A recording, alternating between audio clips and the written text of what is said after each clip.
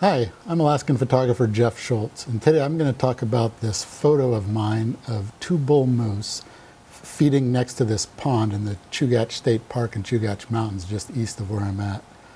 This was another one of those once-in-a-lifetime opportunities. And so I wanted to kind of just give you a little bit of the background of how I shot it and stuff going into it. So what was interesting is I was hiking up the trail, specifically looking for bull moose. This is late October.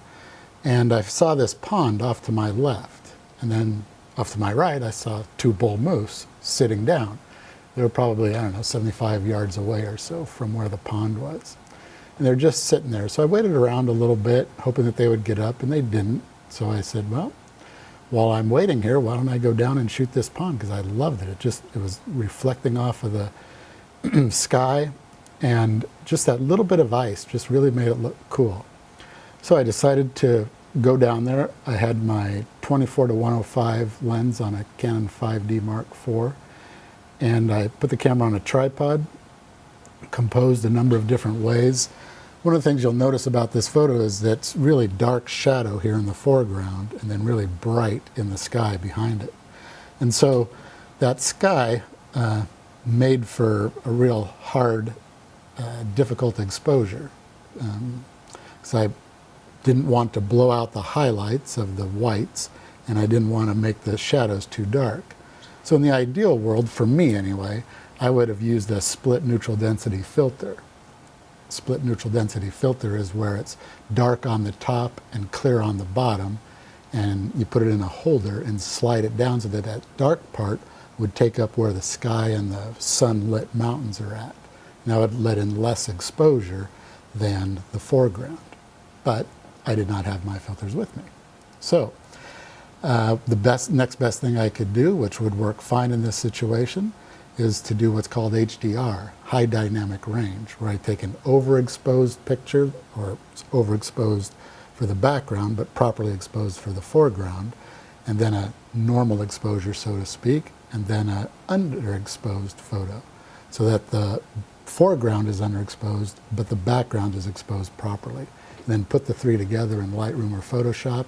So I did the auto exposure bracketing here and made a number of exposures of that, just waiting for those moose to come up.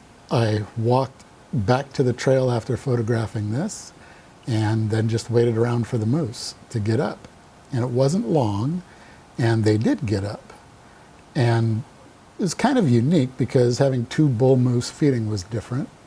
So along with my 24-105 on the one body, I also had a 100-400 on a 1DX Mark II body. So I decided that I would photograph the moose with that body because they're standing up and I wanted to stay far enough away from them, give them space, and also make it safe for me.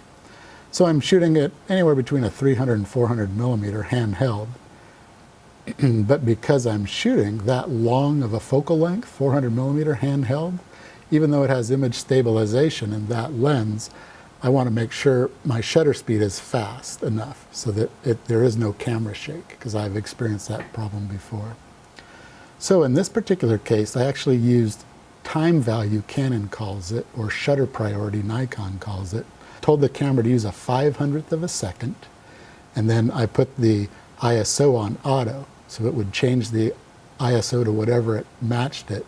And when they put it in time value, most oftentimes it'll open up the aperture just as fast as it can go. So in this case, that's an f5.6.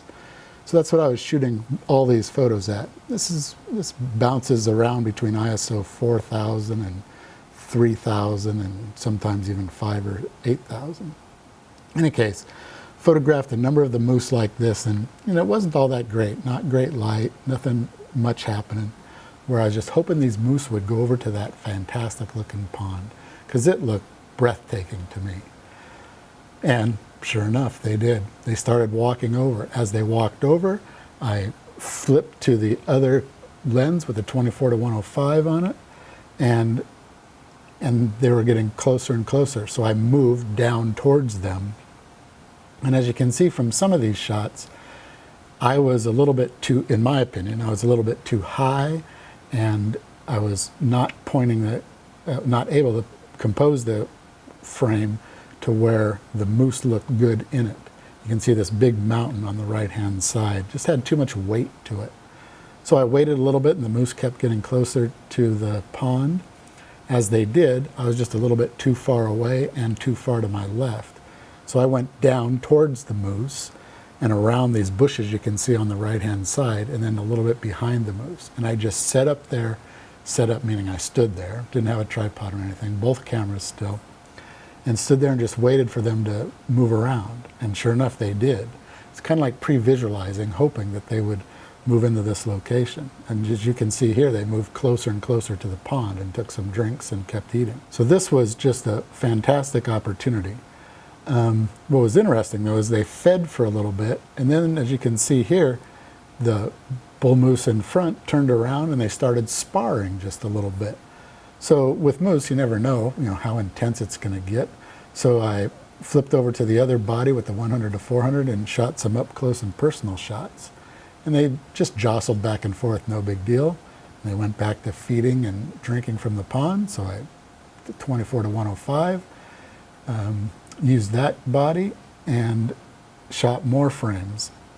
And then, second time, they turned around and started sparring again. This time it was a little more intense, as you can see here. So that I think I got some better fighting shots, and it was a little unique because of having the pond in the background there. Then they went back to feeding and drinking, and so I shot wide again. So to me, that's a real good lesson that I learned many, many years ago. To always shoot with two bodies and two lenses, especially with wildlife, because you never know what's going to happen. So this is, at the second time when they were feeding, that's when I got, in my opinion, the ultimate shot, where the moose were lined up just right. I had moved into a position kind of behind them just a little bit and shooting up to see everything. Now, just like earlier, with the pond shot, I still had the same problem with overexposing the background or underexposing the foreground.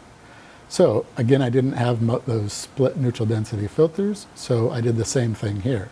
I used auto exposure bracketing so that one shot was underexposed, one shot was overexposed, and one shot was on the money, as I call it. And then my assistant Trent used the very best frame to make the best image with the best look to it. But it was interesting, after this little time together feeding, again, the moose got together again, just for a short time, and started sparring again. This time, I used the wide angle lens, because I thought that would be really cool to have these sparring big moose in this big landscape. But unfortunately, they were at a bad angle, and I couldn't really get a better angle. So I got these butt shots that you see here, and to me, that just wasn't worth it. So I didn't even really deal with those photos. So then they moved a little closer and closer to me. I moved closer to them and got some a little bit different photos, like you can see here. And then they ended up moving out of the frame, or at least out of the frame that I thought looked good. So I just thought this was a gift, to see these big bull moose in this extremely massive area with this pond that had this reflection of the blue in it and this little shimmer of ice. So that's why we used this picture of the moose here in the 2020 calendar, which is going to be printed in just a few months, the early months of 2019, for sale in the summertime.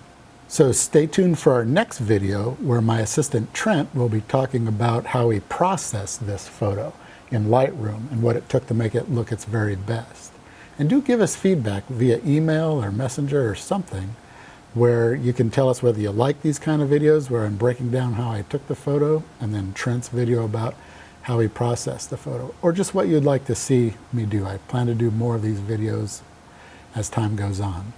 And again, please like and subscribe to our channel. That helps me out. And thanks for watching. Bye-bye.